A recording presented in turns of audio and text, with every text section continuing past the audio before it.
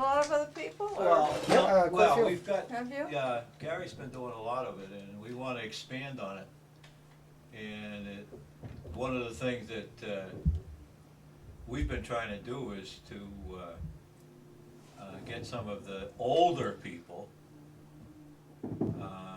Before they're just gone, sit down and huh? talk. Yeah, they Yeah. just sit down and talk. Yeah. Richard Lyons, Raymond Weed, like a lot of my dad, Oh, and you got Richard Lyons some too? talking about the school here, and then Don Lytle talking about first coming to the old center school and then being a teacher up here. Don Lytle's responsible for my first girlfriend. Maybe not put that. So is Wheeler's Ice House. Same story. So what do you remember about Wheeler Store? Well, I remember how good that 2 for a nickel cigars were, and that if John could get in at the right time, we didn't even pay a nickel. And but the thing I remember the most is that about their ice house, out behind the Huckins house, an ice house right next to the school. And we used to go up on the roof a bit and take a mirror and kind of show the sun in, you know, to some of the pupils' eyes. Well, that was fine until we hit Mr. Lytle's eyes one day. And then he invited me and John into school. And I got set behind E.G. Brigham, and we got acquainted, and we went together for 4 years. One of my first girlfriends. Yeah. They say the library was a place to meet girls. Oh and yeah, but where we used to meet was, we weren't that classy. We laid on the common. Whole bunch of us guys. There was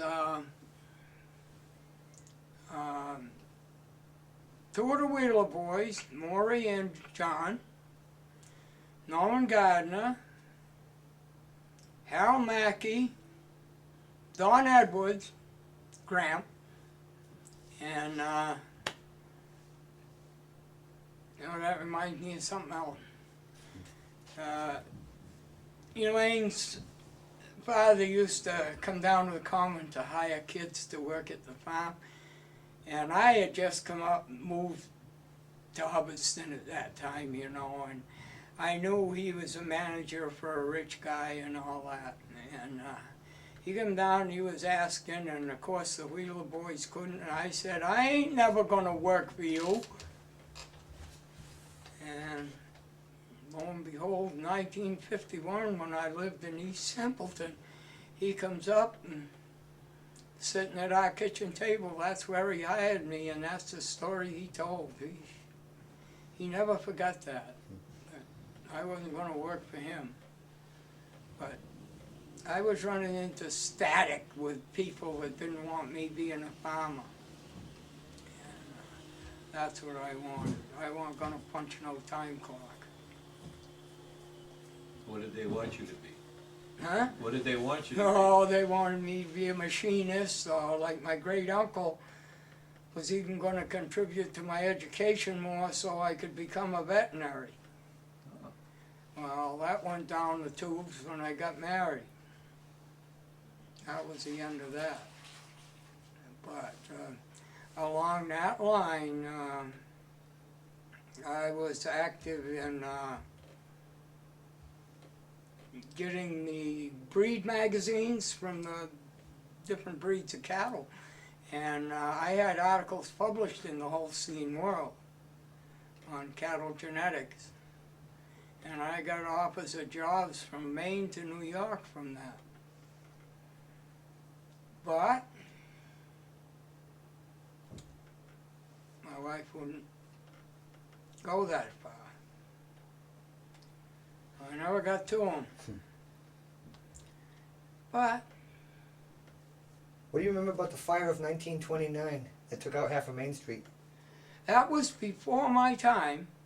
I moved to Hubbardston in 1940.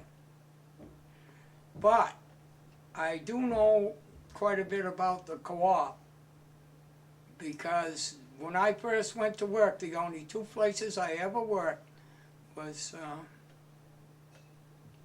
Everett Woodard's, Breezy Hill Dairy, and then as the war come along, Sewell Salmon got drafted, and Emo Hano was the manager of the co-op, and I was delivering milk there from Woodard,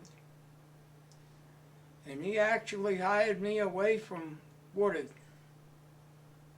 and I was the first clerk that couldn't speak any Finnish. And some of the Finnish ladies took care of that. I learned some damn quick. Yeah.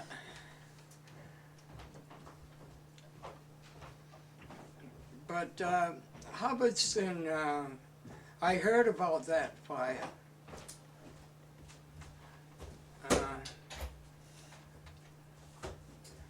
My family was from, my paternal family was from Barry, and I was more familiar with Barry.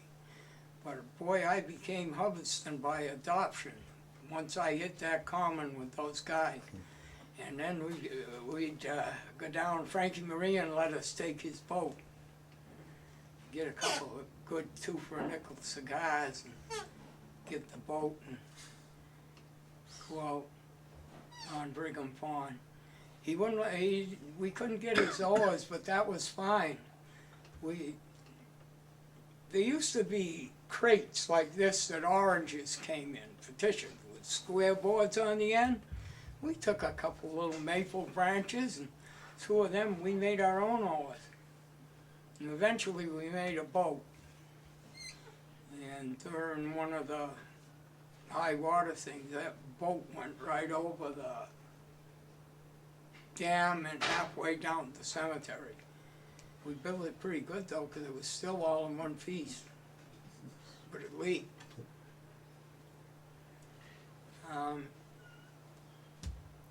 Did you go to school in town at all? No, I went to Athol High School. I started in my 2nd year. I had been a freshman in Dover, New Hampshire, and in November or December, when I started there, I had a nervous breakdown, what they called a nervous breakdown then, and I had to quit school. And I would have graduated in 43. Well, I didn't graduate till 46, but I went back. When they made it so the veterans could go back, I went back when I was over 21.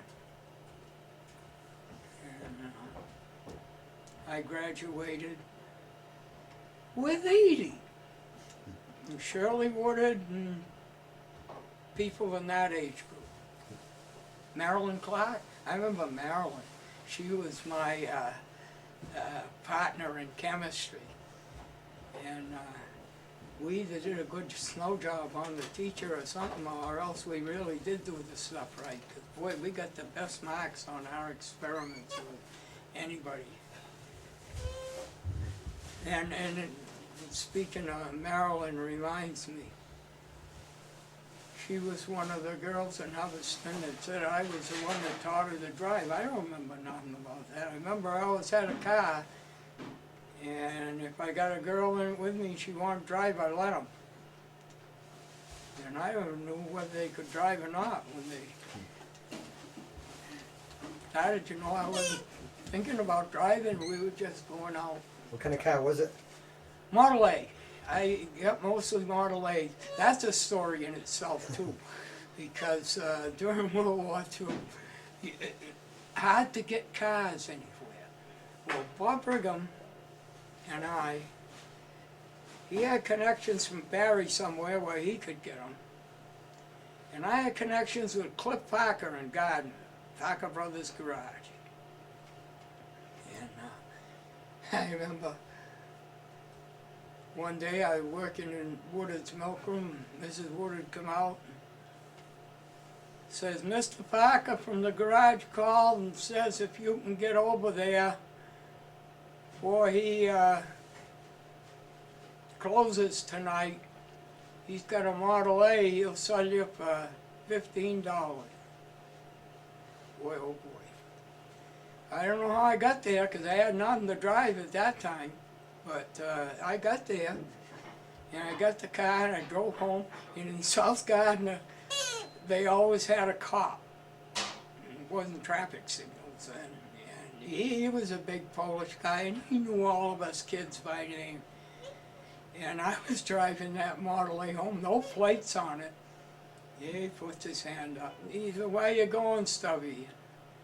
I said, "Well, Cliff Parker just sold me this for $15 and I got to get it home. Get it home, but I don't want to see it back here without a plate." That's all that ever happened. And during the war, Bob Brigg and I recycled a lot of Model A's. Some of them we made into little pickup trucks. I remember I had one that I painted beautiful black with red wheel, and Harold Mackey's father had sold his place to some people by the name of Labadie, and I was picking up milk for Woodard at that time. And I used my little truck to pick up the milk when I went to work. I sold him that for $100. He wanted that truck and he got it. But there's another story with the truck too. That was in gas rationing time. And I remember Donald Lytle was the clerk, Everett Woodard was on Selectmen, Charlie Lufkin, I can't remember the third one. But Charlie Lufkin and my father didn't get along that good. So I was down there to see if I could get a C book. And I already had an A and a B. I had an A for myself, I had a B to take my sister to school, where she had to go to get the bus, I've forgotten. And I wanted another book, and Everett's sitting there with his cigar, smoking, and I told him, I said, "Well, I don't get the book." I says, "I'll walk to work." Everett says, "He will. He has." Many days, needless to say, I got my C book. So I had A, B, and C. And boy, could Edie and I ride around. And He's making a lot of confessions here. well, those are the stories I remember the best. But I do remember so much about the co-op, though. Emo Hano was one of the greatest men I knew. Why he picked me to hire me, I have no idea. But he did, and the co-op was just like Woodard's. Whenever I was out of work, lost a farm job, I'd come back to Hubbardston, and if Woodard didn't hire me, the co-op would. And when I got married, my wife and I's wedding reception was in the Farmers Hall for Bern.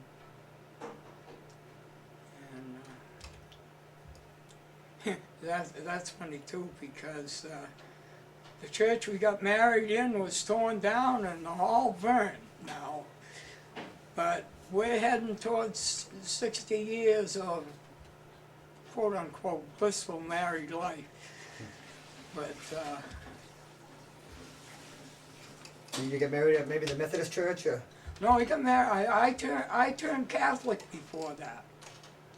I wanted to find out about the Catholics. At that time, I was living at Larry Smith's. Oh, that's down at the Four Corners, that big farm across from the gas station there. I don't know who'd be living there now, no idea. But Smiths lived there then. And so I went and got my instruction just like anybody else. My mother went with me when I was, I can't even remember the word for joining it, because I wouldn't be confirmed. when they wanted me to get confirmed after I wouldn't be. That was that. I'd been a Baptist before, and a Methodist before, and a Congregationalist before, and all the time my kids were little, I stayed Catholic and they went to church, and I sat there. My beliefs I will not discuss. Later on, I stopped altogether, and I've just found my faith again. I'm back to what my ancestors were. I'm a Quaker. Hi, how you doing? Oh, okay. You wanna get in here? Yes, ma'am, I just want to go in this room over here. not the other way. Can I go by Yeah, that go ahead. without getting caught? I don't know what's running here though. You I can don't sit wanna- in that room, I won't be going in there. Huh? You can go in that room Well, there, you want. Okay, well, Okay, I'll do where, that. where are you going over there? I'm going over here. I can put the chair right here for you. It's not gonna be in your way? Nope. It's gonna be in Ken's way. No, that's okay. Now it's up to you, Gary, to get this train back on the track somehow. I get derailed. So tell me about before electricity, the outhouse, having a bath in a galvanized tub, that kind of thing. Oh, well, I didn't even know about that until I heard the stories, because I was born in Worcester. And I moved into a brand new house. We had bathroom, no shower bath though. This is back in the 20s. And there weren't no shower baths then, but boy, I remember that damn bathtub every day. And but my father wasn't one to hold a job, and my poor sister and I never knew where we were gonna be the next year. And we were all the way from Worcester to Holden to West Palm Beach, Florida, to Dover, New Hampshire.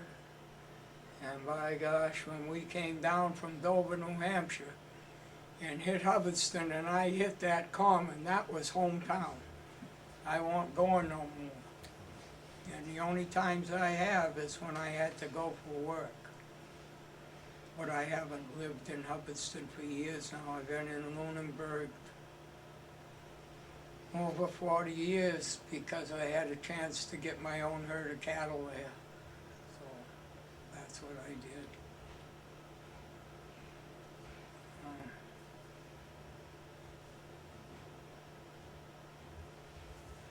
I remember some of the experiences we had going to Athol High School.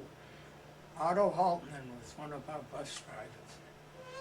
And if it was awful slippery, he'd wish he wouldn't have to come back and get us, you know. Well, what we'd do, we'd sit in the opposite seats and do like this, and the bus would rock and it would slide, you know. And he used to talk to Richard Lyon and I and Norman Gardner, some of the guys. He says, you know, it's going to be bad coming back this afternoon. I don't know who gave Richard Lyon the idea, but he went in and spoke to the principal, and lo and behold, we went right back home. We thought that was just great. But when we were on Nimala's bus, that didn't work with Nimala. What animal was that? Elmer had the bus, Adolph drove it some of the time. And that's when Adolph was working at Breezy Hill Dairy. He was a milkman in Pitcherville when I was a boy. Yeah, He lived where the dance hall was down in Pitcherville. yeah, that was his brother John's place. He worked for Woodard. That's who he was the milkman for. Oh, yeah, at your time, yeah. I'm thinking of your dad's time. At your dad's time, Nimala's Dairy started right at their farm. Do you know where the Nimala farm was? Across from Henry Hill. Yeah, yeah, yeah. That's where it started, and then two of the boys went to Garden, and one of them moved on Jean Street. And they built a new building there and set the processing plant up there. And in 1938, Everett Woodard bought Nimler Brothers out. And he called it Breezy Hill Dairy. And when he bought the business, I don't mean that he actually bought Ad, but Ad went with it. And I was close to Ad at this time because I knew the woman that he eventually married, and before I got married, I used to go out with them some. And then after I got married, we'd go down and visit them quite a bit. I was quite friendly with a lot of the Finnish boys, especially after I went back to school. Douglas Pendler, Richard Madela. Did you know Herman Nimler? Who was him? Herman Nimler. Who was he? The father? He was born 1907, so he might have been. Oh, he'd be the father. Yeah, I've heard of him. I didn't know him. He was dead before I came down, 1940. I came down in 1940, and he was dead. A lot of this stuff I know about Hubbardston is stuff I have gotten from the people I knew. People like Albert Lackey, for one. I got a lot of stuff from him. I got a lot of stuff from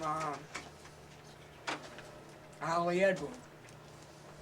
Quite a bit from Willard Slade. And as Everett Woodard got older, I got more from him. And that's where I know a lot of the old stuff. From Hubbardston. You ever go to dances at? Huh? You ever go to dances at Finn Hall? I'm not a dancer.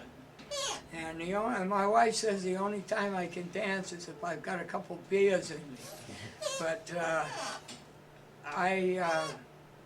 when we had our wedding reception, I danced with her and a couple others. The only other time I've ever danced in my life, Finn Hall or anywhere, was at my next to the youngest daughter, Margie's wedding. I did dance at her. No, I'm no dancer. But I used to go to the flower shows at the Founders Hall. And that's the first time I met Mr. Morgan. He was there with his daughter Betty, and this was before he had hired me. And I remember him, and I remember his son Phil. Phil was one of the best friends I ever had. And we wrote personal letters for years, even after I had moved over to Hardwick, before I came to Lunenburg. And when old Mr. Morgan's youngest child, I believe, was his daughter, and she looked down on me quite a bit because I was just farm help. And but she ended up giving me one of her Jersey cows. Gave it to me when I was in Hardwick. And I went to I hadn't worked for this guy for years. I knew him. Chet Goodfield. Used to be Guernsey Dell. And he had a cattle truck. And I asked him if I could borrow it. And he says, well, what's up? I told him the story. He not only let me take the truck, he pulled it up to the gas tank and filled it up. And I drove to Princeton and got the cow, brought it back to Hardwick. And And that was my first start at owning Jersey cattle. And how I came to Lunenburg was through to Hubbardston again, because Carl Proctor that owned the farm in Lunenburg was going to go to Pakistan. He wanted somebody to run his farm and to stay there then. And he called Will Slade because Will had sold his cows and he thought he might do it, but he wouldn't. Will told him to call me. And he called me the 2 days before Christmas. The day before Christmas I drove to Lunenburg and got hired and started January 1st. And I ended up by buying the herd, buying all the machinery, and at the time I sold out, I had over 105 head. And I was selling milk to hood. And I was selling calves all over the country. I wish I could talk to your dad about that, because I remember how he liked ash shears. And Everett Wood had liked ash shears too.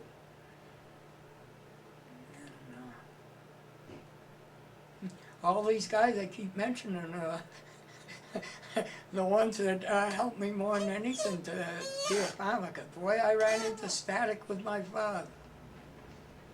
He wanted me to punch a damn time clock, and I wasn't going to do that. I did when the farm work ended, and I had 6 kids by then. I punched the time clock, and I worked third shift for 12 hours in a woolen mill, and I hated it. You got berry wool? No, this was in Ware. It was Oxford Mills. And I treated them with respect, and I told them I was going to be leaving to go to this job in Lunenburg, and that superintendent there was, oh, he was a real stuffy guy, and he would insult me and stuff, and boy, when it got to be noon, the machine I was running, you're never supposed to shut off. One shift leaves, the other one comes in, keeps running. Shut it off, all the ends break. I had a cigar in my pocket. I slammed the machine off, and the ends went flying. He was talking to a salesman. He says, "Where are you going?" I says, "To Lunenburg as fast as I can, and I'm going to be milking cows and shoveling manure." And I didn't use those correct terms. But he got the drift, and so did the salesman. And I'm surprised I ever got my pay, but my wife worked there, and she went in, she spoke to the owner, and I got my pay the next week. And I was all alone, lived alone, cooked myself and everything there in Lunenburg, took care of 30 cows for a week. And by the time my wife and the kids got over there, I couldn't talk. I had such a bad cold. But I hadn't missed no milking. And that's the way I always did my... Some of my kids say the cows came first. And I wouldn't say they came first, but boy, they were a close second. And I do have to mention again, because he's the one that really helped me with the Jersey part, and that was Harley Edwards. And when he hired me to work at Morgan, him and Everett Woodard are 2 of the men that have done the most for me in my life. I always got along good with them. The thing I don't like seeing in Hubbardston now is what we've got in Lunenburg, and it's these huge $300,000 to $500,000 houses in towns where you don't have sewer or water. And already in Lunenburg it's started, they're selling off. People are deserting. And I'm afraid that's gonna hurt my good old hometown of Hubbardston later too. Years ago, I was told that when Metropolitan bought all this land, wouldn't have helped their sewer problem, but they could have had town water and they wouldn't take it. And out of plain damn Yankee stubbornness, they hurt themselves that their descendants are gonna pay for later. Same thing as what's going on in Lunenburg. And in many of these New England towns, it's along the same thing as what put the farms out of business.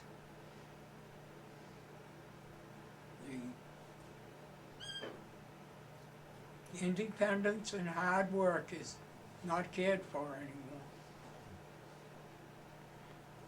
What do you remember about the prohibition, moonshine, making? Oh, now we got it. Elaine knows I've even got my own hop vine over in the trailer park now. And I got my elderberry bush, and I eat the berries off it. I don't make the wine, but Albert Lackey used to tell me stories about that. Down in Colebrook, part of Hubbardston was the village of Colebrook. Down by Barry Falls Road and Brigham Road and in there, and the farms didn't make that money. It was kind of hard to pay taxes and that. Well, I had 3 hotels in Colebrook, but Ocam was dry. So where could you get the stuff? Well, the farmers here used to make the home brew, the hard cider, the wine, the orange fuel. From Albert's stories, they never got to control much of the money. The wives got that, and that's what paid the taxes. I think we're gonna be drowned out here. I know it. You have to do that now. Should I keep on? Oh, wait a minute. The old road sign. You have to go out and put up first. I got the one that says Thresher Fire Road when my grandfather cut that road. And I've also got the one for Lackey Lane that was in Hubbardston. Lackey Lane runs through 2 towns, Hubbardston and Barry. It goes all the way over the Burnshire River. And I well know it because Elaine and Maury Wheeler and I walked it one day. Remember? Oh yeah, the 3 Musketeers. Oh, and I've got those 2 signed, and I've got a notebook I made. I went over to Quabbin Visitor Center. An old friend of mine made an appointment on my birthday, took me over, and I've got pictures of a good many of the farms down by Brigham Road, Lackey Lane, and all of that in a notebook. And the last deed that was ever given from Jenny Brigham, I've got a copy of that. And at that time, she didn't even, Brigham's had moved out years before and sold the place to John J. Matson. But the title was never clear, and it went to land court. And I couldn't afford to get all those papers, but I did get that deed. And in there, in that notebook too, I've got from the old Hubbardston records copy, because Maury Wheeler had his grandfather's set of all the Hubbardston records from way back in hardcover. And I copied from that. And I've got the stuff on the roads, I've got the stuff on the cattle. And then Maury gave me a picture of Williamsville Chapel in an old frame. I don't know where he got the frame, and I wouldn't want to venture to guess. And as I'm getting near the end of the trail, I'd like to give that to the Hubbardston Historical Society, if they'd be interested. I think they would be. You would? Yeah, they own the chapel now. Did you know that? Oh yeah, I keep up on the chapel because for years when we lived in Worcester, the Paquin family had their Christmases there. Because my great uncle Charlie Stewart lived right up the hill, and he was the janitor of it. I don't know who lives in that house now. I went to school with some of the Stewart. Huh? There's Peggy Stewart, daughter. Oh no, it's a generation before that. Dennis Stewart I went to school with. Yeah. No, the only one, Charlie Stewart's daughter, Phyllis Anderson, is still alive in Barry, and she's older than me. And I don't know how much older. I should, because she's related to me. But her brother Clarence Stewart, I don't know where he is. And, but we used to go to that chapel. I remember playing the organ in the chapel. And we used to like to walk down to the river after, where the ruins of the wax factory were. And of course, there'd always be one of our mothers pretty soon come out and bell at us to come back and spoil all the fun. But we did that for years. We did that right up till almost till my grandfather died. 1937 was the last year that we did that, and we did that from the time I was 5 years old. That would be 1929. And I can remember that so well because I could never walk till I was 9. And so somebody always carried me. My father never carried me. It was always my great uncle, the veterinary, Dr. Paquin. He always carried me, he always took me everywhere.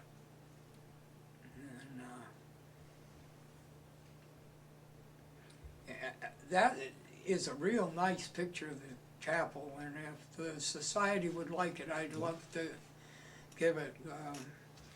My family papers and all that stuff I have given to my next to the youngest daughter, Marjorie, and her oldest daughter, because they're into genealogy and history. But right now they're living in Tennessee, and I didn't want to give them this. I thought it should be with Hubbardston. So, very glad if you'll accept it. Yeah, well, I think they'd love it. You can go back to those hotels now you're talking about by Barry Falls. Huh? The hotels at Barry Falls area? Oh yeah, that was in where they call Colebrook Village now. Elaine knows where I mean, because after you cross 122, you go up a hill and there's a big cement block, looks like a building with the roof sitting right on the ground. That's one of the springs where they had the drinking water. And I used to get water from that spring. You can't anymore. There was a hotel across the road there, and there was a railroad on the other side of 122, and there were 2 hotels there and a Baptist church. Now, that Baptist church it was known as Barry Baptist Church, but that's where the Brigham family went to church. It's where all the families from out of West Rutland and part of Hubbardston went, that would not go to the Congregational Methodist or Unitarian. And they called it the Barry Baptist Church, but it was founded by Anabaptists. Now, Anabaptists are, well, an area, they lean a lot towards the Quakers in that they don't even need a church. And they never baptize in a tank. And you can't baptize a baby. You have to be 8 years old and of reason to get baptized. And that's how my sister and I were baptized at Newton Square Baptist Church in Worcester. And that's what I started out with. But my mother's family before that were Quakers. And since I've got into history and genealogy, boy, I found the only thing I can honestly say for myself and want to lie, not lie, is that I am a Quaker if I have any faith. And I don't like to say religion, faith. And was that Little Hollywood down there? What? Was that called Little Hollywood? I've never heard it called that, no. It could have been. I've just never heard It it. was Hard Cider Mackey's down by Berry Falls. Oh, I've heard of Hard Cider Mackey, yeah, but I never heard of the term Little Hollywood, Okay. no. Oh, Hard Cider Mackey, yeah, Maury used to speak about him. What was his first name, do you know? I don't either.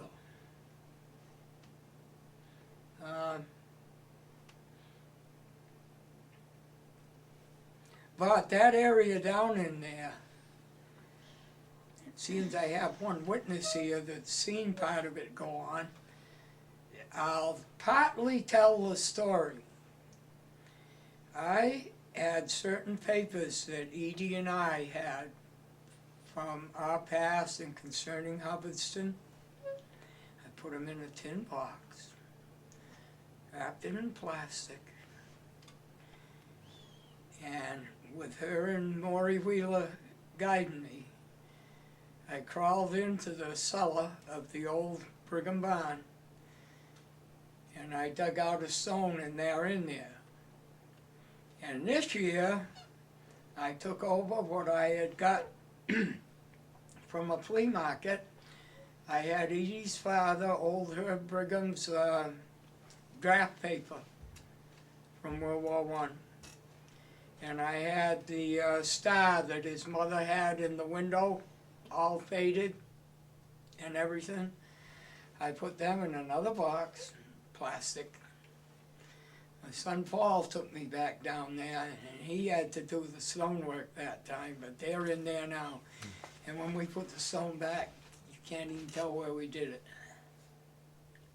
Like a time capsule. That's what I wanted. That's what I wanted, and there's nothing remains from my family in that area, on my father's or mother's side either. It's all gone. But the traces of the Brigham farm are still there, because in its day, that was the biggest farm in Hubbardston. Herbert Elliott Brigham, in the old days, and I got the tax papers in the notebook I'm giving you, had 23 cows. The average other herds in Hubbardston were 9. Yep. And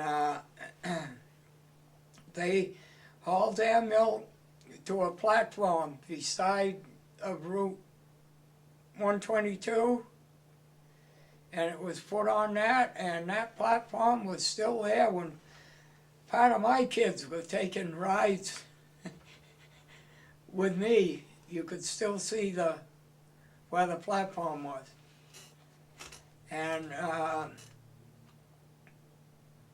a truck would come, the farmers would bring it to the platform, and a truck would come and take it down to the train. And according to history, that's when it would go to Boston. All the milk from that area went to Boston. Now down in Pitcherville, they had end of '68 in Pitcherville. There was a milk pickup station, and then I heard there was one at the depot. Yeah, and there was one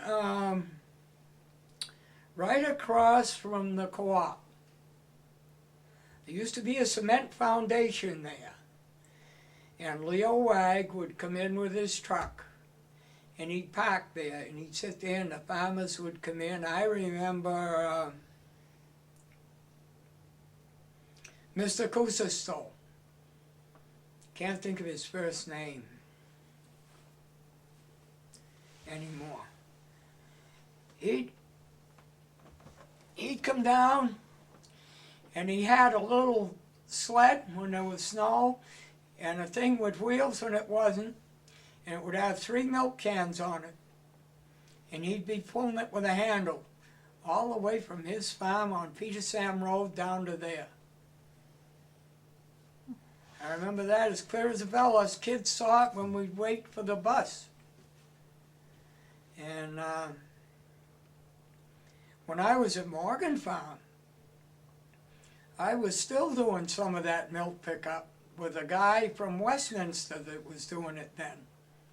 Even though I worked at Morgan Farm, Mr. Edwards let me off to, we'd take our milk and I'd help him. And, well, I remember all that with the milk. And, you know, we spoke of the home brew and stuff, and you mentioned hard cider Mackey. When I went to Morgan Farm,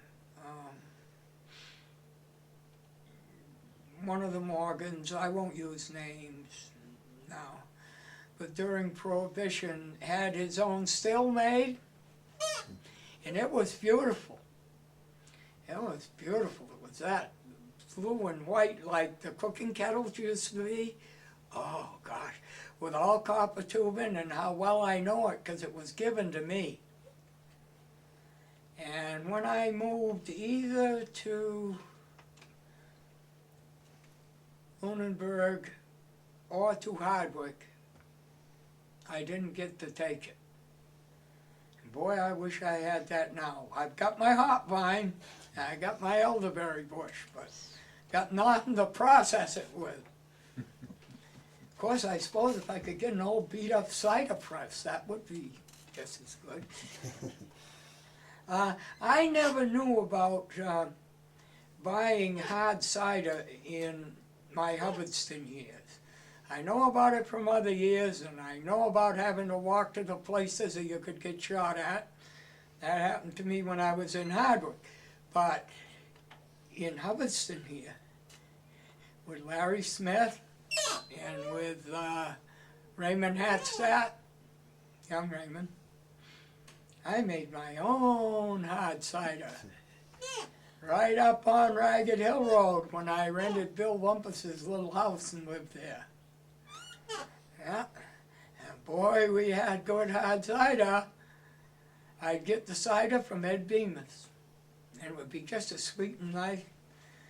Well, I had a refrigerator there without ice. Well, it didn't take long in that to make it nice and hard. And you may want to censor part of this out, but Larry and Ramey were staying with me one night. They had to sleep on the floor because I only had one bed. And before we went to bed, we had tanked up on quite a bit of cider. And I had an old Fordson tractor I'd bought from Everett Woodard. And I had a 7-acre piece of land down back on Ragged Hill Road. And my tractor sat down there. Well, we had undressed and gone to bed, and we decided we wanted to ride on the tractor. We didn't even put any clothes on. All 3 of us, there as jaybirds, down there on the tractor. Lucky there wasn't much gas in it because it ran out. And we went back, and I do remember I worked the next day, so the cider wasn't deadly. I know that. It sure went down easy.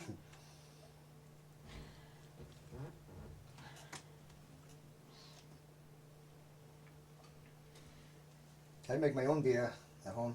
You do? Yep. Oh boy. Been for about 7, 8 years now. Got my dad's equipment. Well, I had to forego any of that stuff because when I went into the woolen mill, I became an alcoholic. And it continued to part of my being back on the farm. And I'd mark in the account book so much gasoline in the cans for the tractors, you know, and it would be a case of beer. And I had a little office there at the farm, and I had a couch in it, and I'd put the beer under the couch, and when I was hitting it the heaviest, I could take care of a case in a day and still do my work. I am not bragging. Ain't complaining either, because I'm still alive, but I don't even smell the stuff now. But boy, that ain't that way with cigars. If I can smell a good cigar, oh, I won't puff it myself, but boy will I inhale from the other guy. So part of this thing that we're doing on documentaries for Hubbardston and Gary's very, very much involved with it. The Historical Society would like to try to be able to show people that are new in town, and golly, there's thousands of them here. What did Hubbardston look like back in the 40s, the 30s? I remember in the 30s, very nicely. Well, I remember. But you know, you can't convince them that we had these huge elm trees, we had these huge maples. The main street was beautiful. Oh, yeah, that And was, just make a few comments on that. yeah, many trees on Main Street. But at that time, you're talking about too, on the work ethic, especially World War II time when the men were scarce. I was young then, and I worked for Albert Lackey some, picking his strawberries. I remember picking with Mary Woodard. Oh, I can't think of her first name now. The coffin lady. Oh, Barbara? No, Her mother. Oh, Can't yeah. think of it either. Yeah. Jenny. Jenny Cobb. Cobb. Yeah, Jenny and Barbara too would all pick berries for Albert. Well, on some of the Finnish places that were picking berries at that time, they had many more people than us. I can't give you names in that, but oh my gosh. The women and the kids came out at that time, and they were doing the stuff that to get done, that couldn't get done. But the main thing, Maury and I have talked about this so much about back in the 40s. At this time of year, we'd be on Brigham Pond, skating. What's happened? Tell me about pollution and, you Global know, warming. yeah, the whole schmear. It's, I got to tell you about the skating, because this is really, we gather tires in the summer, and I forget where we hit them, because Bob Brigham was into this with me. We take them down, and right across from where the goat farm is, we walk down Brigham Pond, because there was like a little beach there, and you could get on the ice good. And we build a fire. Bob Brigham would bring down a portable Victrola, and we'd all go skating. And I never danced, but I could dance on skates. And the woman I did it the best with is a woman that is dead now. And Elaine's gonna have to help me with her name too. That's the Marian girl. Thelma? No, there's Oh, Which, must have been, older. you mean Mary or Helen? Helen! Helen? Helen, I couldn't think of her name. Yeah. oh, okay, Helen. Yeah, Helen. That's the other. And the other- she never, One of the Yeah, Marian yeah. family. she never talked that much. And if I didn't go get her, she'd come over where I was, she'd tap me on the shoulder, we'd go out, and we'd just skate and never speak. Never say a word. Go back to the shore, never hello, never goodbye, nothing. And I always wanted to skate with Edie, and she wouldn't skate with me. So, things work out strangely, but boy, I can remember Helen Marian for that. I understand that she had a daughter, I don't know. according to the genealogy and the, There were 13 kids. huh? There's only 13 kids, the Marians. No, not this. Helen never got married. Helen died very young. And it was Helen, it was Mary, Thelma. Thelma married, yeah, and Doris, Doris married a Holden, Paul Holden. and along that line, the Holdens, that part of the family, more closely related to the Holdens from Barry Falls area than I am. But I'm related to them, and so was Edie. Edie and I were both related by blood way back, and that was through the Holdens and the Sibleys, because the Holdens married the Sibleys in this area here, down by Barry Falls and Riverside Cemetery and that, where the covered bridge used to be. I remember the covered bridge. When I was a little tiny kid and couldn't walk, my great uncle would drive me down to see it.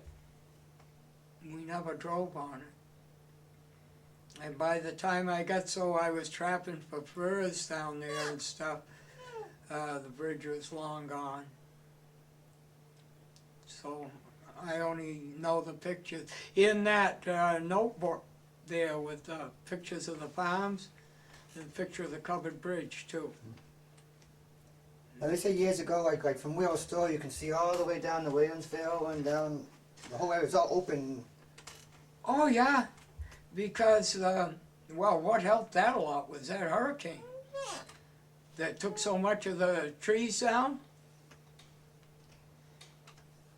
But of course they used to cut off all the time. There's a story about that in a way that's in the Barry history, very interesting. Up on the hill on the right before you get to the Berkshire River is what used to be the Jacob Riis farm. He's a very famous author. And he could sit on his front porch and look down and see Riverside Cemetery because it was all cut off. He told him he wanted to be buried there, but he didn't want a marker. And all there is a big stone that's about as big as that doorway, a little bit different shape. But then outside of the gate, it says, Jacob Riis is buried in this cemetery. Well, if you stand where that sign says and look, if you find this flat stone in the cemetery, put your back to it, stand on that stone, you can look right up and see his porch. You can't now. There's too many trees, but that's what you could do. And why I know so much about that place, my father's brother Louis married the daughter of the farm superintendent there. So she was my aunt. Chet Sturtevant died. That is the last thing I ever went to in my life. And I'll tell you more about that later. I saw old Ray there at the cemetery. And of course that's right above Bent's shop. And God, Stubby, he says, remember when we both worked there at the same time? And I said, sure. Well, at that time I was a kid going with Edie, and he didn't hardly speak to me. But then he gets to be an old man, and I see it's just like with me. That's the stuff I remember now. Yeah, he remembered. I would have never thought of it if he hadn't told me. Now, where are we going next? Kenny was saying about something like the openness of Hubbardston and how Main Street was all the elm trees and how it's changed. Well, I can't see as much change on Main Street as I can on the outskirts of the town, where they have built these great, huge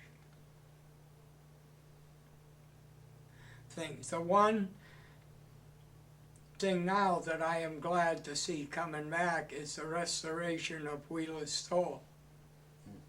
Seems to be a slow process, kind of like pulling teeth, but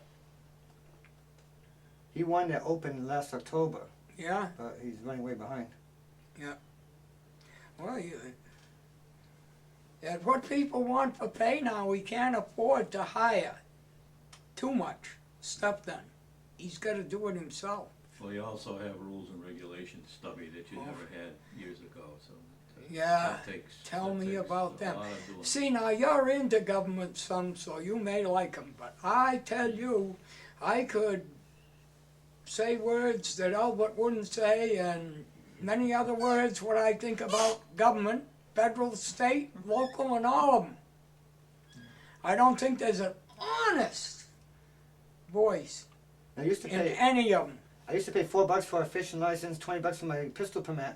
Now it's $100 for a pistol permit, $27 is they're making money with it, and it should be just that you're qualified to have a pistol. And Sure. Not to make money off of it, just to, but Well, they've done that with everything. Now, in my own case, in 1998, I think it was, I took myself off the road. I could feel my eyesight going. But I could have still driven if I had to. No way. No way. I was not going to pay that price. 30 some odd dollars, and you got to buy it for 4 or 5 years. Right, I don't expect to be here in 4 or 5 years. The deal I got with the good Lord is, what did I say, Lane? 2006, right? Yeah. He said let me stay till 2006, because I got an obligation to my son Paul, but no. And I feel so sorry for the young kids that have got this debt that's foisted on them, and they,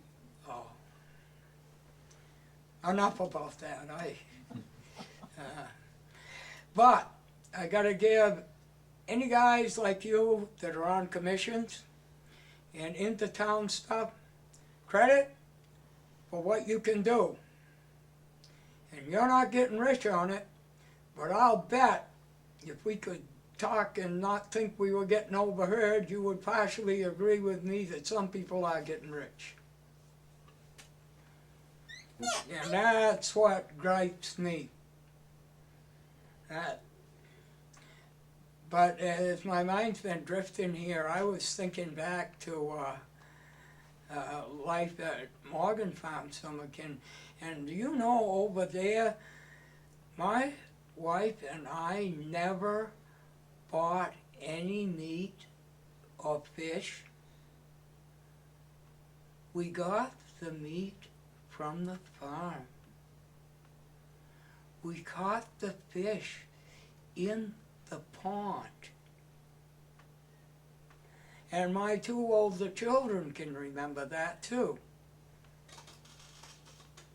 Paul was born in 1950, and he can remember it.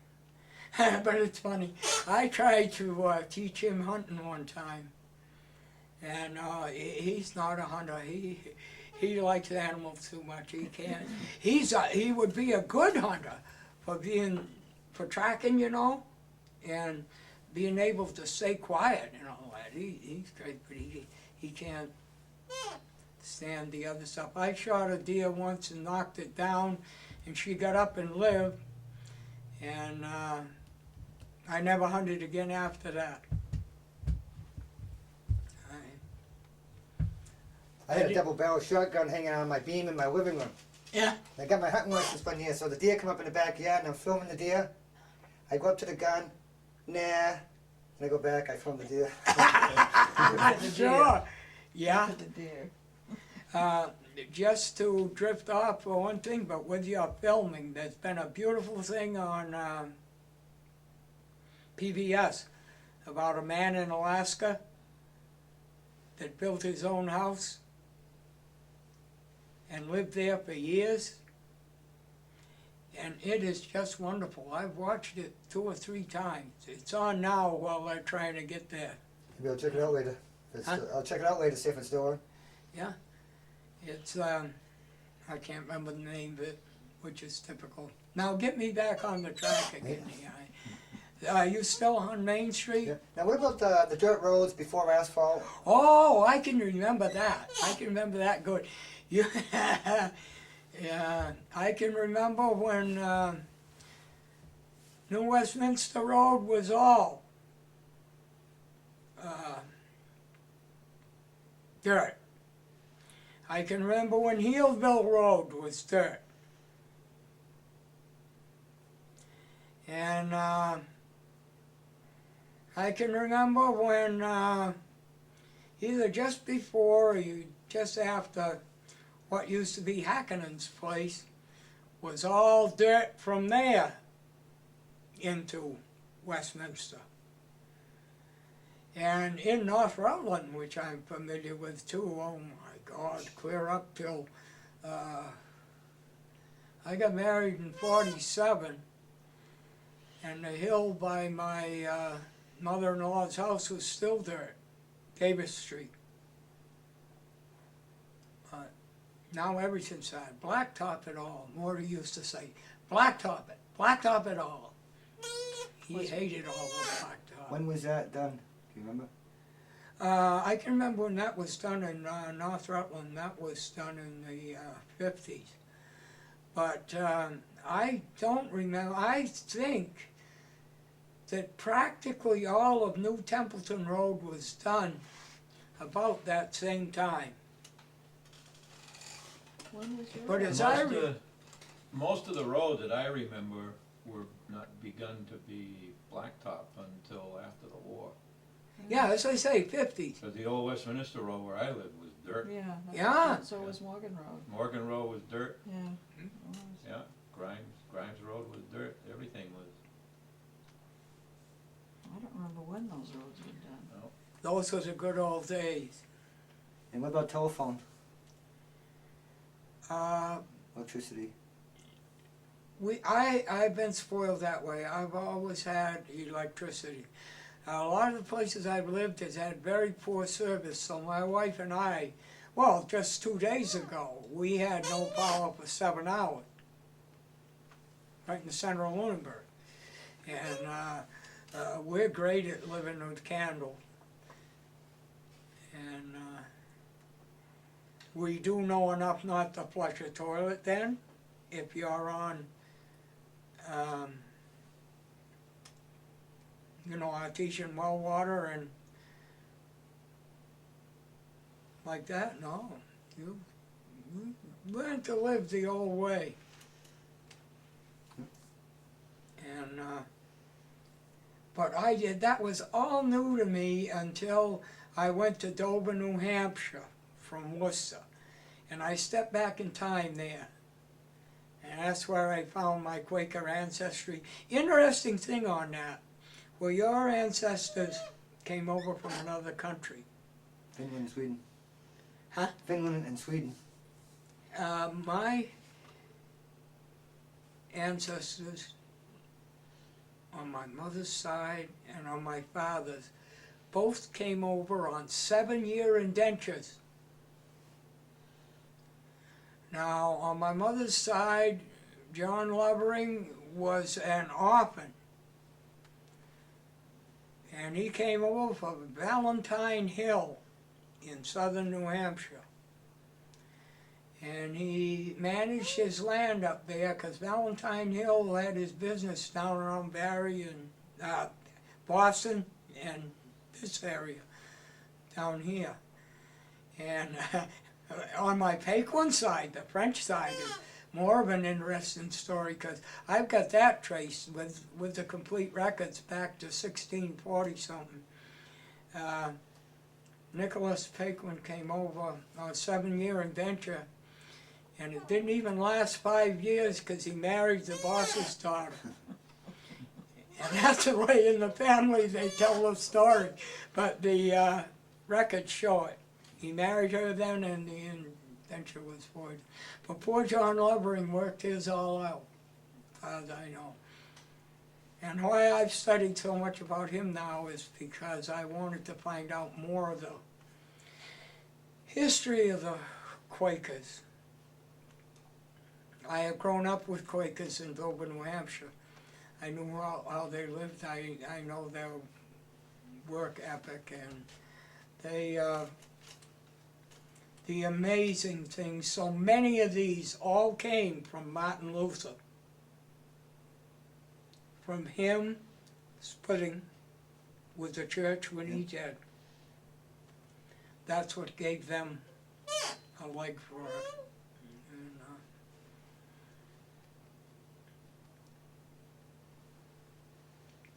A lot of groups came over for that religious freedom. yeah, sure. Yeah, on my mother's side, that's why we go back to one of the women was on the Mayflower. I forget who she married. These names don't matter. If they were cows' names, I might remember. I lose some of these. Ethan Allen. Huh? There's an Ethan Allen. Yeah. Now that I'm older, I spend a lot of time renewing my history on PBS when the good shows come up. And a lot of them come up after midnight. So I go to bed early and I get up and I watch them. And I have to be up at 3 o'clock anyway to take my medicine. When I went to work at Morgan Farm, I had to start milking the cows at 3 o'clock in the morning. And then I had 2 hours off at breakfast time. And I've never got out of that schedule, really. And now where I'm on so many medications, especially my seizure medicine, I've got it on that schedule. 3 o'clock in the morning, I take my pill. How many cows at Morgan Farm? We had 15 at the end. When I went there, there was 4 empty horse stalls. There was 1 cow in one of them. So there would have been 11 when I first went there. And then we got up to 15. But we had so much young stock then, there was close to 20 head when they were sold out. Yeah. But I was so surprised to see that Allen Woodard, Everett Woodard, Lufkin, and and so many of the Finnish farmers, from 6 to 9 cows. And when I saw that, for that 1 year of 24 cows for Brigham, I says, I can't believe this. I went back and he had 23 at least all the time. Biggest farm in Hubbardston. And it's unknown. It's unknown. And you talk to somebody back in Elvis' generation, you say, oh, you don't mean Brigham Farm, that's in Rutland. You mean the Adams Farm? Yeah. But Herbert Elliott Brigham is the one that built it up to what it was when he married all of Augusta Adams and got it in a dowry. That originally was the John Adams Farm. And over the Rutland line was the Amos Adams Farm. And down below them was Lawson Sibley Brigham at the Four Corners. And he take you right there, just go past the swale, and halfway up the hill, and that's where the threshers were, my grandfather. Can you hand me my shirt there? I got cough drops. I got a tickle in my throat. It's right on the. Thank you. And During World War II, I heard they did research at Morgan Farm. yes, they did.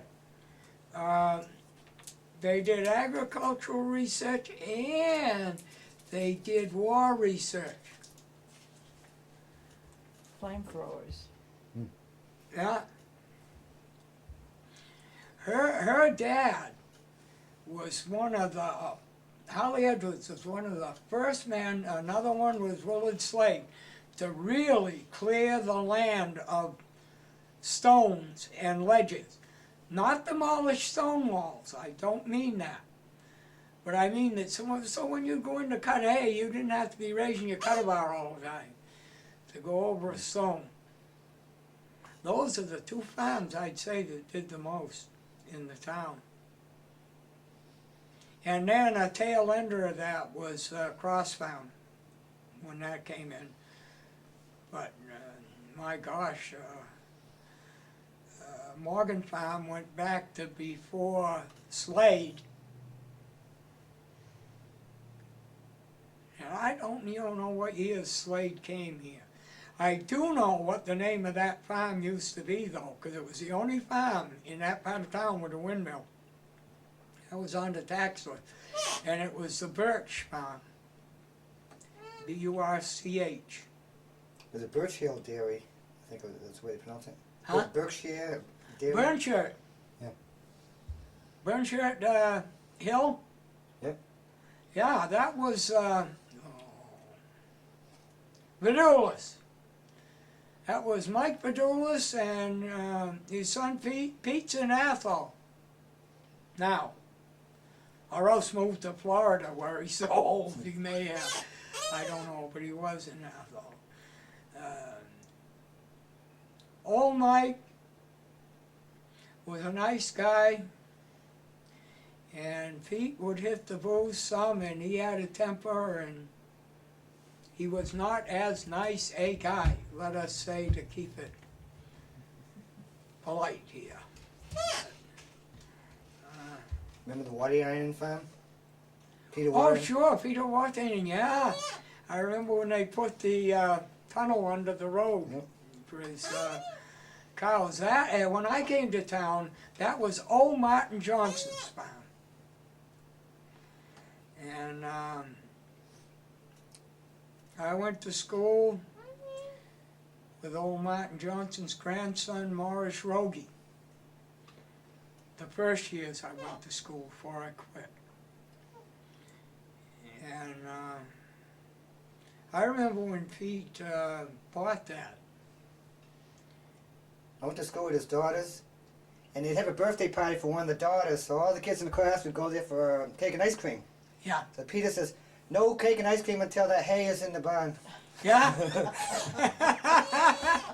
One way to get it done, huh? Yeah. One of the little farms that I liked the best, it always looked so neat, and that was Otto Haltonen's. He sold milk to Woodard. And, well, he sold milk to Nymola before. That's where Wayno Haltonen lived. Was he a son? Wayno? He was a bus driver. Ano. Ano Haltonen. He was a bus driver when I was. Yeah, Yeah. Ano, yeah. Yeah. And he was a bus driver when I was back for the second time. When I graduated in '46. But his father was still driving some then too. The mother did all of the cow work. And I never got to see the inside of the barn, but the outside was always so neat. And the fields were neat, you know. And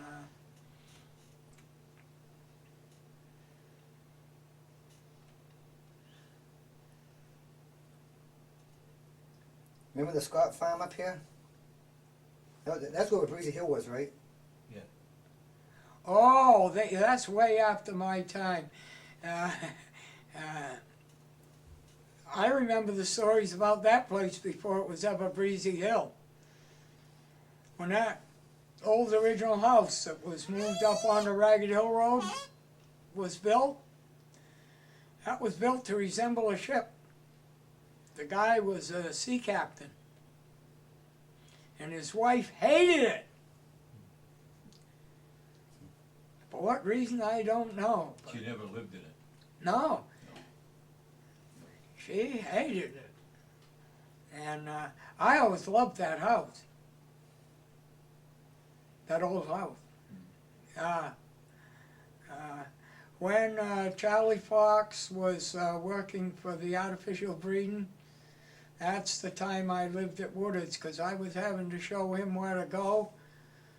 So Everett and Mary said, well, why don't you just stay here? I think at that time I just closed up my little place at Bill Bumpus's and moved over. But Mary was giving me my suppers a lot of the time anyway.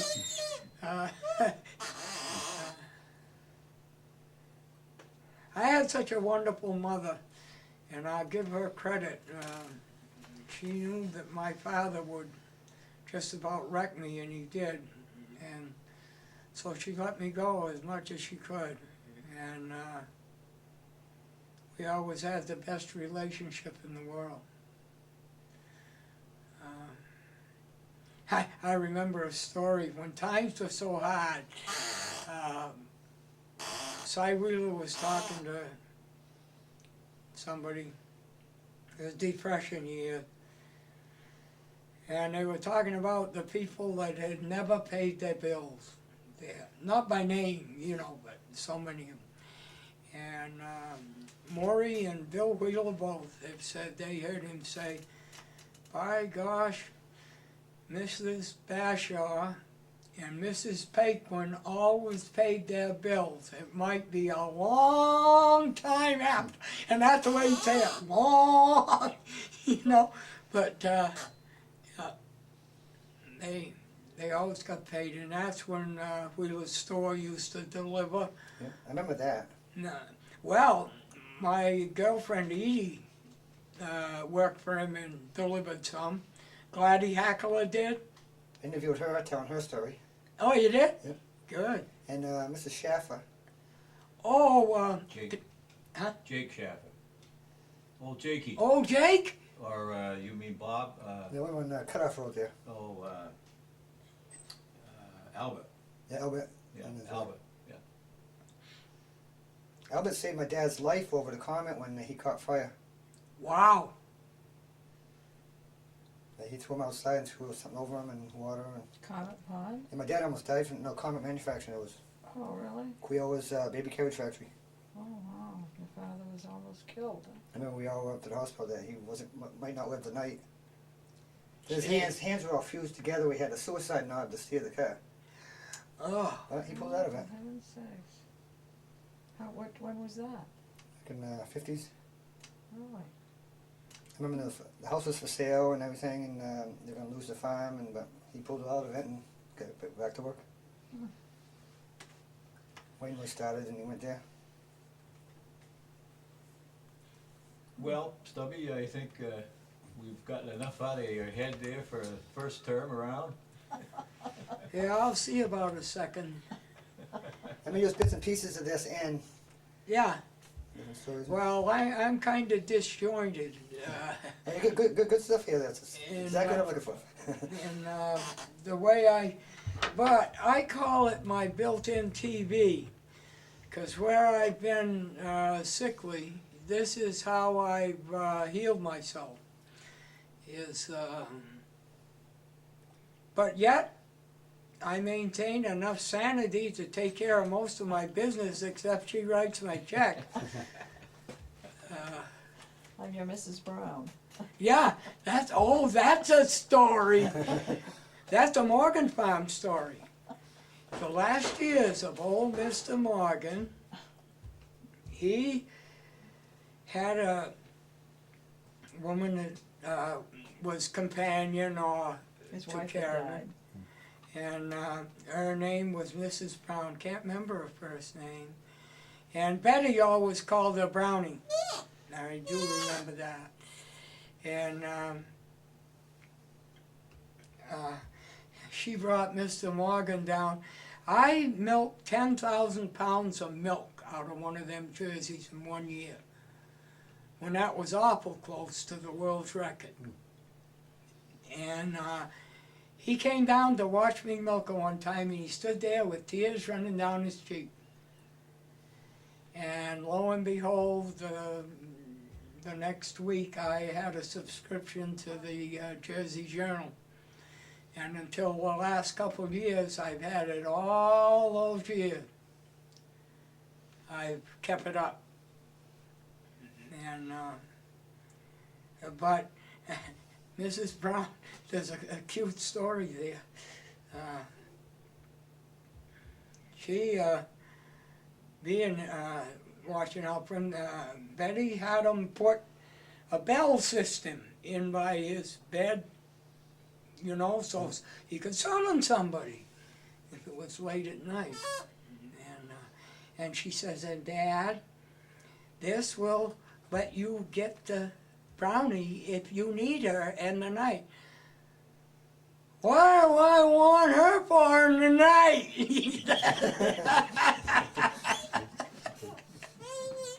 And to hear Holly tell that story was so great. And there's another great story there too. When Mrs. Philip Morgan took over, she didn't like all that dark woodwork in the house, you know. Coffins had built that house. And there was a lot of nice natural paneling in there. And she liked to smoke, and so did my father, and they both smoked Camel. And he was up there doing some work for him. And Holly walked in, and she's sitting there with her feet up on the stove, like a guy would, you know. And my father's there, and Holly was just listening to him, and she says, and we'll whitewash the whole damn thing. And the walls were all white after that. Paneling was gone. Except for the, you know, which would be like the molding at the top and around the doors. Now, was this the house that was on top of the hill, the summer Yeah, house? the big house. Kangas. Oh, wait a minute, which one are you There's talking about? There's two houses. Talking about Phil's house at the top of the hill or the big house? Oh, the big house, The the big real house. big house that Paul- was Paul built B's in house. 1900. I know there's a summer house, they call it, on top of the hill. That's where Meagers live now. And then there's a couple houses at the bottom of the hill. Oh, wait a minute, which one are you talking about? When The- you, the biggest when you come place. up from the Gardner Row and you come up, and there's a big white house right on the corner, you take the sharp turn. Yep. Okay, and you start out, and just as you make another little turn to go down the hill toward the farmhouse, Yep. the big house is right on the left-hand side. With a swimming pool that you can It's still all see. apartment. Stevens College had their library in that building, right? Yeah. No, in the, behind it, there was Oh, a new okay. building behind the house. Lanes lived in one behind me, I think. Well, that's Lot- Paul lot. I call that Paul Junior's house out there. It's all apartments now, it's just, Yeah. it's all run down. Used to be Mr. Morgan's house. Yeah. I remember VJ Day, I was up mowing lawns at the big house and all the Morgans came out with their clothes on, jumped in the pool, celebrating VJ Day. See, now you got memories too, Oh, I haven't worked you? up there for 7 years, so I know. But I remember that, I remember that. You know- Well, you know, we were talking about that today, when was it you worked there? Yeah, we're trying to figure. Well, Ambrose Marian worked there the same time. Yeah. Well, you must have been late in high school, cause I remember you used to drive my mother to shopping, so you must have had your license, it must have been Yeah, when you were. but I started working up there when I was 13, 14. Okay, so it was all through Because your. that's the all first through job your- the father gave me was weeding, Me too. yeah. So, I worked right up there until I graduated from high school. Okay, so, alright, so that was. You know, on the weeding, there's a cute story there. My son Paul is not too much into farming. And, well, he is with cows and machinery, but not gardening, you know. And her dad gave him the chance to do some weeding. He purposely pulled up all the flowers. Needless to say, he was never asked to weed again. When I see what went out of the Wheeler house, Well, you know, you mentioned that hard-covered records of the Yeah. store or wherever. yeah, You don't ever know where that went, do you? I No. couldn't find out. No. My sister didn't know.